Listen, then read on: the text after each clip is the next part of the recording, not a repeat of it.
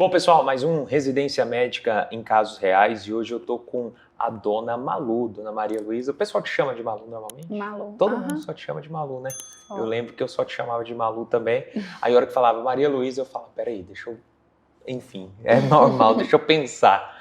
Malu, muito obrigado, antes de mais nada, por estar aqui. Você que foi uma guerreira aí nesse ano, teve vários resultados positivos, foi a primeira colocada no HRC, no CESDF, a terceira colocada aqui no Aristina, no PSUGO, passou também no HRD, na Unifimes, na UNRV, colecionou, né? Pediu música no Fantástico aí várias vezes. E obrigado por estar aqui, é um prazer, viu? Bom, prazer é meu. Que isso. Já está preparada para começar a residência? Com certeza. Animada? Porque residência de GO, né, que você passou, não é fácil não. Mas é bem pesado. Né? Começa amanhã, já tive lá a reunião do acolhimento, mostraram todo o hospital. Me surpreendi positivamente. Show. Lembrando que você vai fazer na Aristina, né? Isso, vou fazer na Aristina. Perfeito. E a carga horária é 60 horas? Um pouco mais? Um pouquinho mais. Tá bom. Bom, vamos lá. A primeira coisa que eu quero te perguntar é, se você fosse pegar a Malu hoje, imagina que você vai começar a preparação hoje. O que você faria de diferente? Então, eu teria feito mais provas na íntegra. Perfeito, prova na íntegra. Eu lembro que é uma coisa que a gente batia muito, né? A questão de prova na íntegra para você, que você tinha uma restrição. Principalmente porque eu acho que você fazia a prova e saía mal, você ficava frustrada. Era por isso? O que você acha?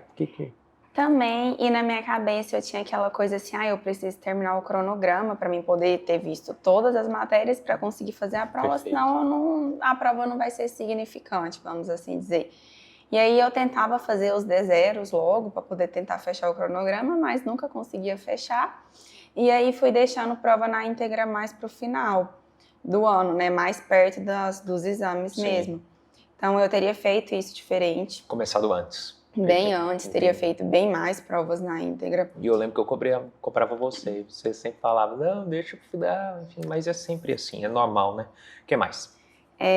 Teria feito o caderno de erros melhor, mais bem feito. Aprofundado mais. E principalmente aprofundar, porque eu percebia que o básico, assim, o geralzão eu sabia, mas aí a hora que ia aprofundar, que cobrava uma coisinha a mais, eu já errava a questão, não conseguia pontuar. E assim, hoje, depois de tudo, né, uma coisa que você sempre me falou, Malu, preza pela qualidade, e eu tentava prezar pela quantidade. Eu tentava abraçar tudo, né, eu tentava pegar tudo e estudar, tipo, tudo meio rapidão e não aprofundar em nada. Dei check no cronograma, vambora. Isso. Então, eu faria isso diferente, eu aprofundaria mais nos temas, nas questões, faria mais provas na íntegra. Perfeito. Faria mais flashcard também, que foi uma guerra. Uma guerra que era o que eu mais tinha preguiça, vamos assim, de fazer, era o flashcard.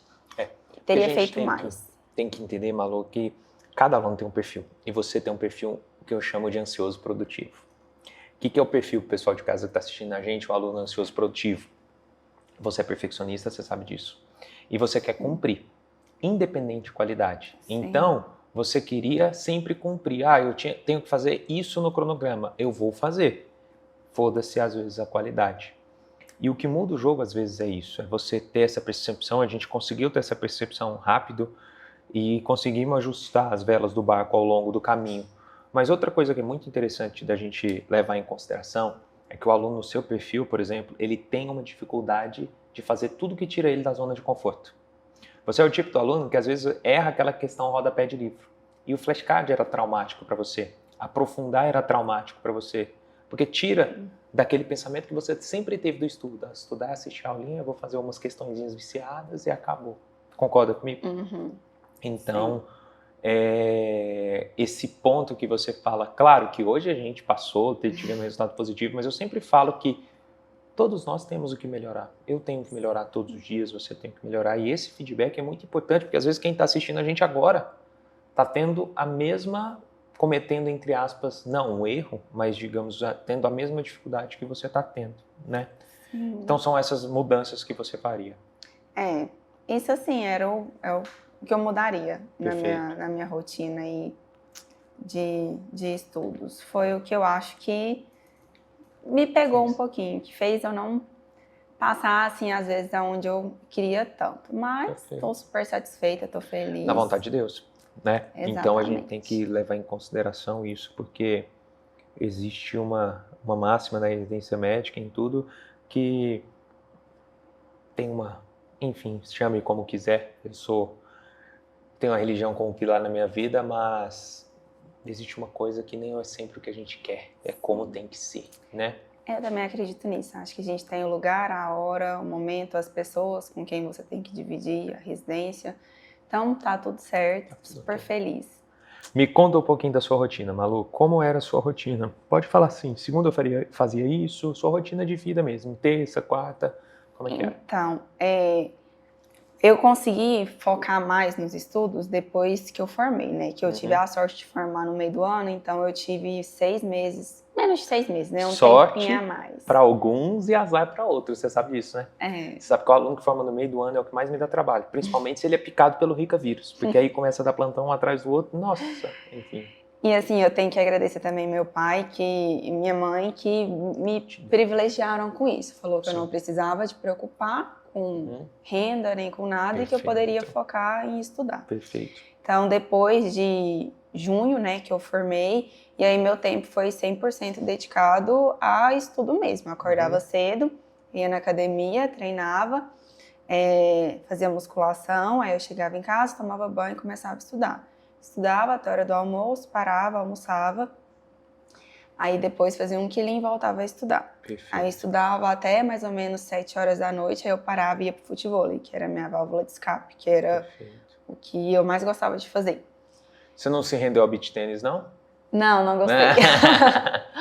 O futevôlei é maior, paixão, então é tá melhor, vou causar essa intriga. Enfim, fiz 3 meses de beach tênis, não gostei não. E o futevôlei era o que me salvava. E aí no terça, novamente do mesmo jeito, quarta, quinta, sexta. Constante. E aí sábado e domingo era onde eu dava umas escorregadas, que às vezes eu não sou daqui, sou do interior, então às vezes eu ia pra Caiapônia, ficava lá. Final de semana não estudava tanto quanto eu estudava no meio de semana. Perfeito. Mas de segunda a sexta a minha rotina era essa. Eu fazia 2 plantões no mês, só para poder manter o credenciamento em Aparecida mesmo, e o restante era só estudando, essa era a rotina. Mas eu lembro assim, que você engatou mesmo nos estudos depois que você formou, porque antes a gente teve vários altos e baixos, né? Estava até revisando aqui o seu dashboard, sua plataforma, as cobranças. Você acha que essa liberação de tempo, esse ter o tempo livre, foi muito bom para você?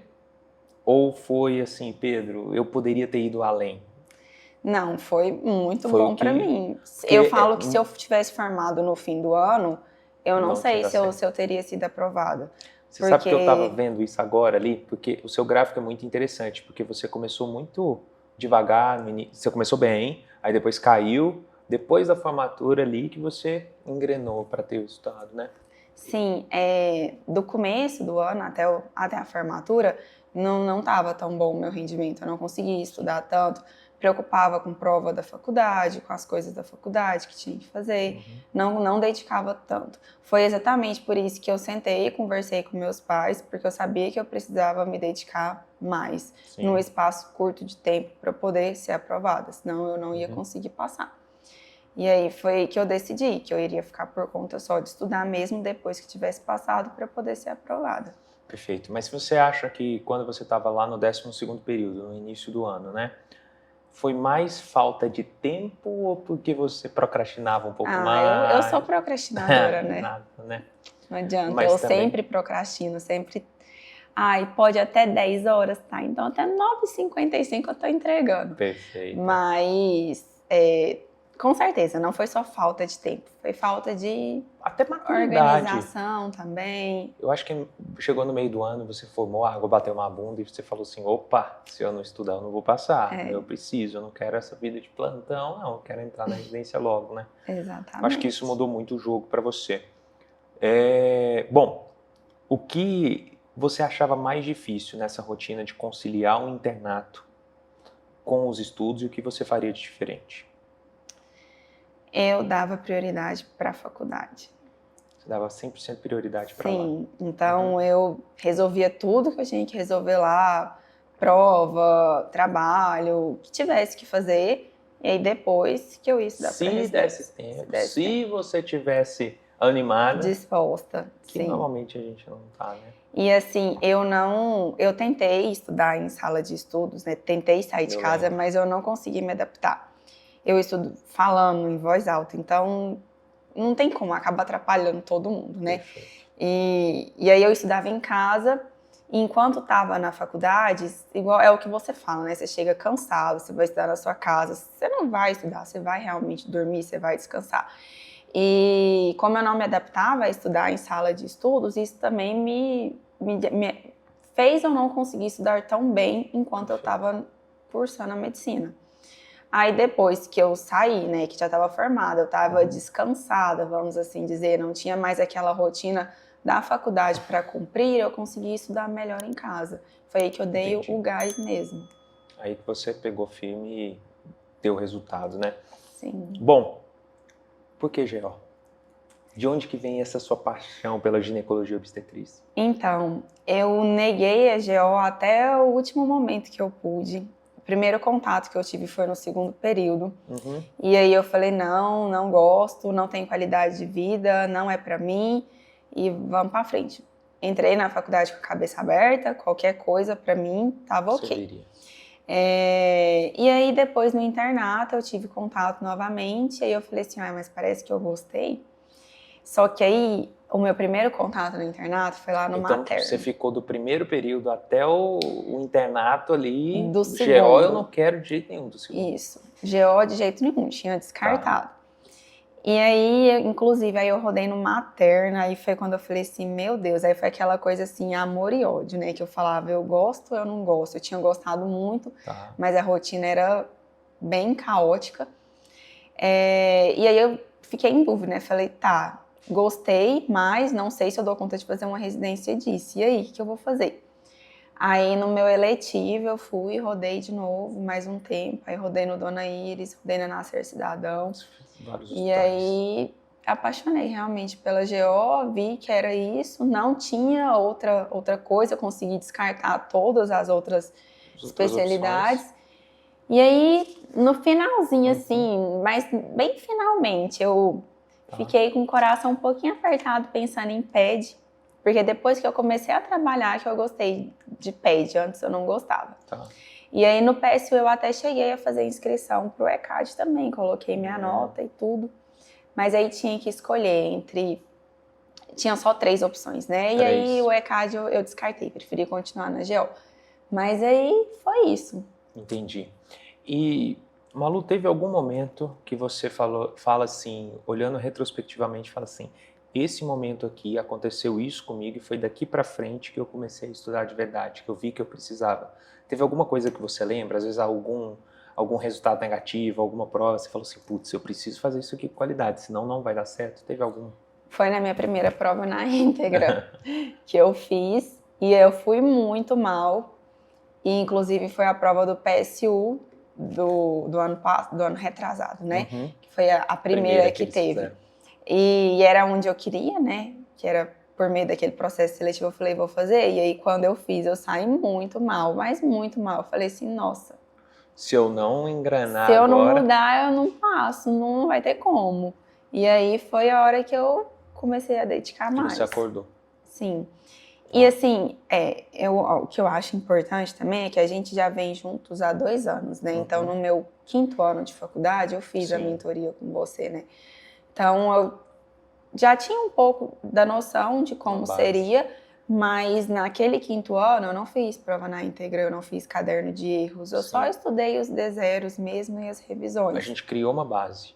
Exato. E assim, o que foi bom, muito bom, é que meu currículo estava pronto, né? Perfeito. Então, assim, esse ano eu não precisei preocupar nada com o currículo, fiquei por conta de estudar mesmo. Perfeito. A gente já está nessa caminhada junto há um tempinho, né? E o resultado veio, mesmo com os altos e baixos, né, dona Malu? Durante os 2 anos, né? E isso é muito importante a gente levar em consideração, porque, Malu, assim, o que eu acho que nosso podcast chama Residência em Casos Reais, Médico em Casos Reais, porque é diferente. Às vezes você pega o cara que passou em primeiro lugar na instituição foda, para fazer medicina aos 15 anos de idade. Essa pessoa às vezes já tem disciplina, já tem tudo, e o cara é gênio, não dá para você comparar, isso não tem como. E diferente de você e de mim, nós somos pessoas que a gente venceu, nós nunca fomos gênios, mas a gente venceu e conseguiu evoluir por determinação, com altos e baixos, isso é normal, essa é a vida real, welcome to real life, né? Não tirando o mérito da outra pessoa, pelo contrário, mas é uma pessoa que vem numa linha normal. A gente não, nós viemos, crescemos e agora está aí com sua carreira toda encaminhada. Bom, o que você pensa do futuro? Sabe o que eu sinto muito? A pessoa, e eu tenho muito isso, a pessoa que vira para mim e fala assim, Pedro, eu sou apaixonado pelo GO, só que eu tenho medo da qualidade de vida. Muita gente fala assim, viver só de plantão, só de não sei o quê. Como é que você quebrou esse tabu na sua vida? Assim, depois eu fiz o meu eletivo um pouco no consultório e um pouco lá no Dona Iris mesmo, em maternidade, né? E aí eu percebi que com o tempo você consegue sair da vida de plantão, você não precisa dar plantão pro resto da vida. Lógico que no começo tudo é difícil, você vai precisar dar seus plantões, mas depois você consegue ter seus pacientes de consultório e tá tudo bem, você pode largar essa vida de plantão. Foi aí que eu fiquei mais tranquila e falei, é isso que eu quero para mim, é nisso que eu vou mirar e vou focar. Terminar a residência, dar meus plantões que forem necessários e construir no meu consultório e ter meus pacientes do consultório. Construindo sua carreira, porque isso é um problema, entre aspas, que eu vejo muito grande do pessoal. O pessoal às vezes tem o determinismo de meio. O que é o determinismo de meio? O meio que você convive, ele pode influenciar nas suas decisões. E isso é um exemplo com você. Às vezes, a primeira vez que você rodou, você estava convivendo com as pessoas que só falavam mal da GO, que só viviam de plantão, que só estavam numa determinada maternidade, e elas influenciavam o seu pensamento, falar, não é possível, a qualidade de vida é ruim e tal. Às vezes, a partir do momento que você foi para cara, deixa eu acompanhar outro GO, que faz só ambulatório, que faz só consultório, você viu que é possível. Então, eu vivi isso muito na prática, assim, dentro da rádio, eu tinha os professores X, que eles faziam só determinada coisa, só reclamavam que ultrassom e não sei o quê, e eu tinha os caras que laudavam só a parte ultra específica. Claro que não foi assim no início da carreira, mas à medida que você vai evoluindo, você vai conquistando as coisas. É um processo normal de valorização, de determinação e de crescimento como um todo, né? Isso é absolutamente normal. E se você fosse falar para quem está assistindo a gente, assim, uma dica sobre técnica de estudo, sobre método, assim, qualquer coisa. Você fala assim, nossa, Pedro, eu fiz essa mudança e isso teve resultado para mim. O que você falaria? Qualquer coisa, assim. Pensa aí. Foi aquilo que eu já havia falado antes, da qualidade, né? Mas isso eu percebi mais pro final, do aprofundar. E como que é esse aprofundamento? Explica como você fazia, assim, de uma forma... Não precisa ser técnica, não, mas é difícil porque entre a qualidade e a quantidade ela é muito mais palpável. Fiz 100 questões, fiz 30 questões, fiz 50 questões.